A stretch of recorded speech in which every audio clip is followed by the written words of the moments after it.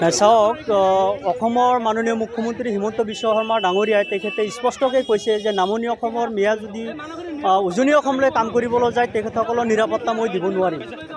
সেই সময়ত কিহৰ ভিত্তিত ক'ত সাহস পালে যে কিছুমান ঠিকাদাৰ মানে তেখেতে লুবি ঠিকাদাৰ তেখেতসকলে এই নামনি অসমৰ শ্ৰমিকসকলক উজনিলৈ ইটাবাৰাত কাম কৰিবলৈ লৈ গৈ আছে। আমি গোটেই অসম তথা নামনি অসমত আমি আমচুৰ ফালৰ পৰা আমি এটা প্ৰচেছ আৰম্ভ কৰিছোঁ যে যাতে নামনি অসমৰ পৰা কোনো এজন শ্ৰমিক যাতে উজনি অসমলৈ যাব নোৱাৰে। কাৰণ যেতিয়ালৈকে অসমৰ মাননীয় মুখ্যমন্ত্ৰী তথা যিখন অঞ্চলত কাম কৰিব যাব, যিখন ডিষ্ট্ৰিক্টত কাম কৰিবলৈ যাব, সেই ডিষ্ট্ৰিক্টৰ এছ পিয়ে যেতিয়ালৈকে সেই শ্ৰমিকসকলৰ নিৰাপত্তা সুনিশ্চিত নকৰিব তেতিয়ালৈকে আমি এই নামনি অসমৰ কোনো এজন লেবাৰক আমি উজনি অসমলৈ যাব নিদিওঁ।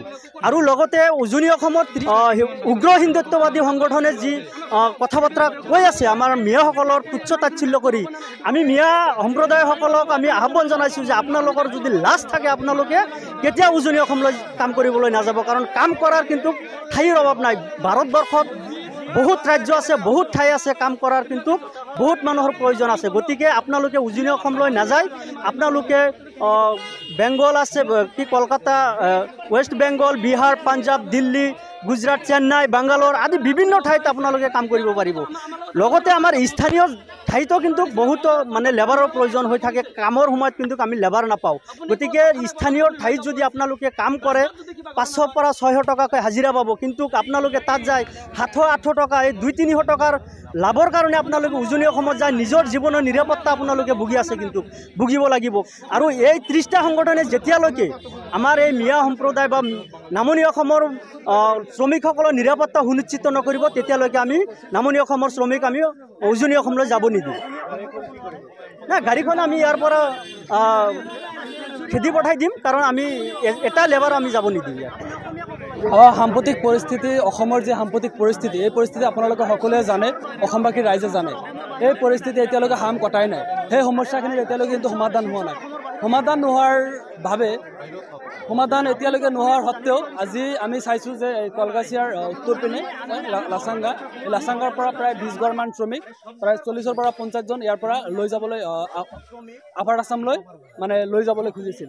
কিন্তু এতিয়ালৈকে তেওঁলোকৰ নিৰাপত্তা কেনেকুৱা হ'ব, তেওঁলোকৰ আচলতে যাতায়াত যায় তাতে নিৰাপত্তা হ'ব নে নাই, সৰু সৰু কণ ল'ৰা ছোৱালী লৈ গৈছে তাতে শিক্ষাৰ ব্যৱস্থা পাবনে নাই, এইখিনি তেওঁলোকে কিন্তু কোনোমতে কৰিব নোৱাৰে। তেওঁলোকৰ নিৰাপত্তাৰ এতিয়ালৈকে সুনিশ্চিত হোৱা নাই। আমি যিজন মানুহ লৈ যাবলৈ আহিছে তাক জবাব দি কৰিছোঁ, তেওঁলোকে কোনো ধৰণে নিশ্চয়তা দিব পৰা নাই। গতিকে তাৰ বাবে আমি গোটেই অসমবাসী ৰাইজক আহ্বান জনাইছোঁ, যিমান অসমৰ পৰা উজনি অসমলৈ যিমান শ্ৰমিক যাবলৈ খুজি আছে, প্ৰতিজন শ্ৰমিক আমি নামনি অসমৰ পৰা যিমানখিনি পাৰোঁ সম্ভৱতঃ আমি সামূহিকভাৱে স্থিৰতা ৰাখিছোঁ, যাতে কোনো এজন শ্ৰমিকক যাতে আপাৰ আছামলৈ যদি প্ৰয়োজন হয় আমাৰ ৱেষ্ট বেংগললৈ যাওক, কলকাতালৈ যাওক, বেংগালোৰলৈ যাওক, যাই কাম কৰি খাওক, কিন্তু আপাৰ আছামলৈ যাব নালাগে।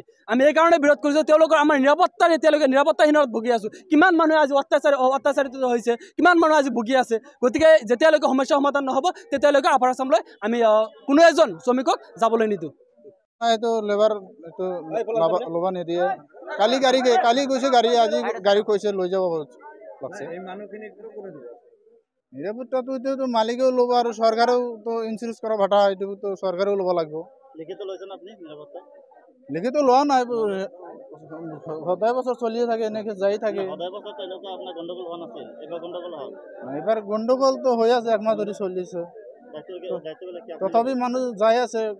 কালি গেছে গাড়ী 42জন, কালি এক চুপাৰ এটা গেল।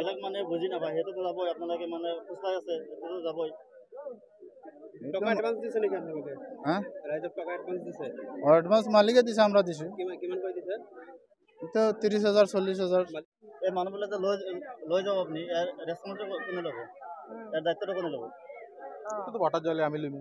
শ্রমিকে কৈছে যে আপুনি দায়িত্ব ল'ব বুলি কৈছে, কি দায়িত্ব ল'ব আপুনি কওকচোন? যদি কিবা ঘটনা হয় ঠিক আছে, এখন আপাতত বন্ধ থাক, আমি মানুষটা নিয়ে না যাব, যখন এটা সলিউশন হইব তখন নিয়ে যাব। গাড়ি খালি করে দিব, গাড়িটা এখন খালি করে দাও, যখন সলিউশন হইব তখন নিয়ে যাব। সলিউশন না হয় তো না নিয়ে যাব। আমি তো এটা জানি না, আসামও নিয়ে যাব। আসামের মধ্যে শিলচর। সুমন। আপোনাৰ নিচিনা বহুত কণ্ট্ৰাক্টৰ মোৰ লগত আলোচনা কৰিছে এছিয়া ব্ৰিক্স আপুনি কথা নাই বতা নাই আপুনি লৈ যাব হৈছে ৰাস্তাত যদি কিবা ঘটনা হয় শিলচৰ